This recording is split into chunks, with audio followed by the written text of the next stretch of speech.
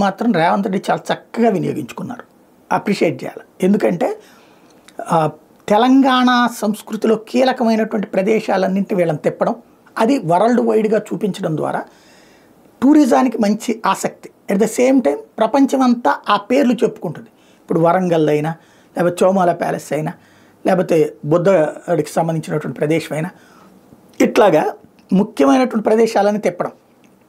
దాంతోపాటు తెలంగాణ ప్రభుత్వం గురించినటువంటి చర్చ కూడా ప్రపంచమంతా వస్తుంది. స్వయంగా ఆయనే కూడా పాల్గొంటూ ఉన్నాడు కాబట్టి. సరే, కొంతమంది రాస్తున్నారు ఏదో ఒక్కొక్క అమ్మాయికి ₹1,00,000 భోజనం, లేకపోతే ఇంకోటి అనేది. మిస్ వరల్డ్ పోటీలకి డబ్బులు ఉంటాయి.